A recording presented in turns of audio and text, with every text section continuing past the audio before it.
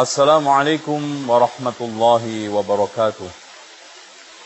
Innal hamdalillah nahmaduhu wa nasta'inuhu wa nastaghfiruhu wa nastahdihi wa na'udzu billahi min shururi anfusina wa sayyiati a'malina.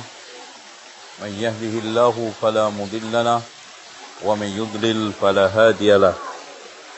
Asyhadu an la ilaha illallah wahdahu la syarika lahu wa anna Muhammadan abduhu wa rasuluh. Kaum muslimin yang berbahagia, saudara-saudariku seiman, anak merupakan buah hati, kebanggaan orang tua dan belahan jiwa. Anak merupakan nikmat, tapi sekaligus juga amanah. Oleh karena itu, Allah Subhanahu wa ta'ala memerintahkan kepada semua orang tua, ya ayyuhalladzina amanu qu anfusakum wa ahlikum nara. Bila anak kita terjaga dari neraka, berarti anak itu nikmat. Tetapi bila anak sekarang ternyata masuk neraka dan memasukkan kedua orang tuanya ke dalam neraka, maka anak itu adalah fitnah. Yang dikatakan oleh Allah Subhanahu wa ta'ala, innama amwalukum wa auladukum fitnah. Sebetulnya anak itu dilahirkan dalam keadaan fitrah. Baik itu anak seorang nabi, anak seorang ulama, anak seorang pengusaha, pedagang, bahkan termasuk anak penjahat sekalipun. Namun mereka rusak oleh faktor luar, dan itu ditentukan oleh dua. Yang pertama adalah syaitan, yang telah dikatakan oleh Allah Subhanahu wa ta'ala di dalam hadis qudsi, khalaqtu ibadi hunafa'a fajtalathumus syayatin. Telah aku ciptakan hambaku ini dalam keadaan lurus, kemudian dibelokkan, dirusak oleh syaitan. Dan yang kedua adalah lingkungan. Inilah yang dimaksud hadis Rasulullah sallallahu alaihi wasallam, kullu mauludin yuladu 'ala al-fitrah fa abawahu yuhawwidanihi au yunassiranihi au yumajjisanihi. Kedua orang tuanya lah yang menjadikan dia itu Yahudi, Nasrani, Majusi. Bahkan kalau kita lihat, lingkunganlah faktor utama perusak anak. Betul, setan juga memiliki faktor utama merusak anak-anak kita yang kita sayangi dan kita cintai. Tetapi lingkunganlah yang terutama adalah lingkungan keluarga. Makanya Rasulullah sallallahu alaihi wasallam menegaskan, fa abawahu, kedua orang tuanya. Menjadikan dia itu muslim yang soleh, yang taat beragama, atau menjadikan anak itu tersesat, bingung, dan menjadi mangsa syaitan. Itu tergantung orang tuanya. Maka orang tua bisa mengarahkan anak menjadi muslim yang bagus, atau menjadi orang non-muslim, bahkan keluar dari ketaatan, bahkan merusak, mengecewakan orang tuanya. Inilah yang dikatakan oleh Rasulullah sallallahu alaihi wasallam, al-waladu samratul qalb. Anak itu adalah buah hati. Wa innahu mahzanatun, bikin sedih orang tua. Mabkhalatun, bikin bakhil orang tua. Majbanatun, bikin pengecut orang tua. Wa majhalatun, dan bikin bodoh orang tua. Sekarang hal itu kita lihat di dalam tataran realita. Berapa banyak orang tua yang dibikin sedih, dibikin sengsara oleh anak, dengan berbagai macam ulah. Dan berapa banyak juga dibikin bodoh oleh anak, malas belajar karena anak, telat belajar karena anak, bahkan dibikin bakhil, sulit untuk keluar infak juga karena anak. Dan tidak kalah pentingnya adalah pengecut, ya, enggan berkorban, apalagi jihad di jalan Allah, juga dikarenakan anak. Oleh karena itu orang tua memiliki kewajiban utama, yaitu mendidik anak. Tarbiyahlah yang sekarang ini anak menjadikan simpanan orang tua di akhirat nanti.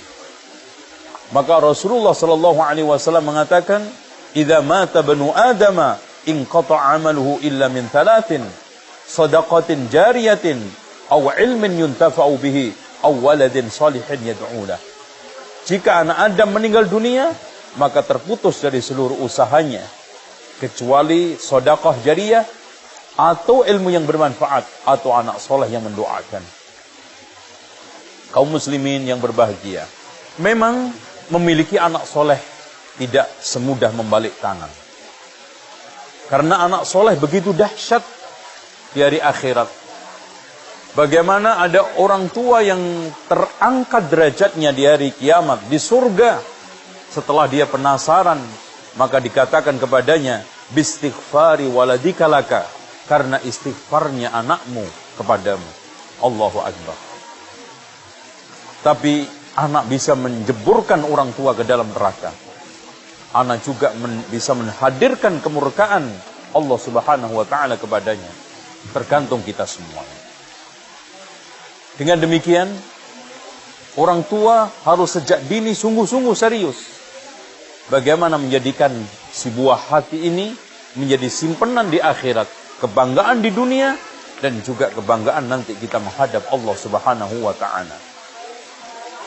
Demikianlah, semoga sekilas yang kita sampaikan ini bermanfaat. Cuma saya memberikan catatan, anak memang kebanyakan nyusahin orang tua. Dan orang tua semuanya mengetahui bahwa memiliki anak itu lebih banyak susahnya daripada senangnya. Tapi alhamdulillah kita diberikan rahmat oleh Allah Subhanahu wa taala, kenikmatan senang disusahin oleh anak. Kalau kita perhatikan dari mulai awal, dari mulai hamil disusahkan oleh anak 9 bulan. Senangnya cuma sekali mungkin lahir. Kemudian disusahkan lagi harus mencari pendidikan dari mulai dari mulai TK, SD, SMP, SMA, perguruan tinggi. Ya. Ini semuanya bukan hanya sekedar masuk sekolah. Harus memikirkan biayanya, harus memikirkan bagaimana anak ini nanti prestasinya, bahkan harus mundar-mandir ke tempat lembaga pendidikan, harus nengok, harus melihat, harus mengawasi, harus mengontrol, mencarikan tempat kos yang baik, mencarikan teman yang baik. Banyak susahnya punya anak, tapi alhamdulillah kita diberikan oleh Allah karunia, senang disusahi anak. Dan orang tua tidak pernah segan-segan untuk mengorbankan apapun demi anak. Bahkan nyawa pun rela untuk dikorbankan demi anak. Mereka sampai berjibaku untuk mengais rizki di tempat-tempat yang berbahaya dan sulit untuk kebahagiaan sang anak. Sehingga disinilah rahasia kenapa Allah Subhanahu wa taala banyak mengingatkan anak supaya berbuat baik kepada orang tua. Bukan orang tua berbuat baik kepada anak, itu jarang. Kenapa? Karena kalau anak enak, orang tua jadi pembantu. Tapi kalau orang tua kaya, anak menjadi majikan. Bagaimana tidak pembantu? Perhatikan ketika saat melihat anak kaya raya.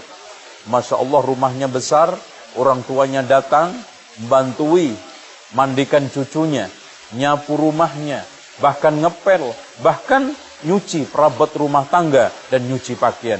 Ini semua menunjukkan bahwa orang tua rela berkorban. Dan bila orang tua enak, maka anak menjadi majikan.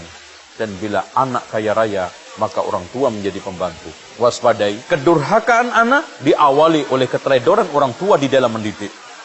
Dan kedurhakaan anak akan melanjutkan kedurhakaan berikutnya. Inilah rahasia pernyataan ulama, kemaksiatan akan melahirkan kemaksiatan berikutnya. Bila sekarang kita mendurhakai orang tua, maka suatu ketika kita akan didurhakai oleh anak kita. Ada kisah yang sangat menarik.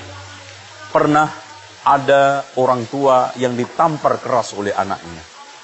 Kemudian ada seorang ulama yang melihatnya, lalu mendatanginya dan bertanya, "Kenapa wahai fulan, kamu diperlakukan anak kamu seperti itu diam saja?"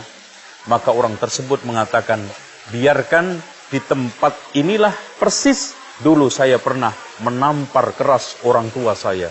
Allahu Akbar. Dibayar kontan.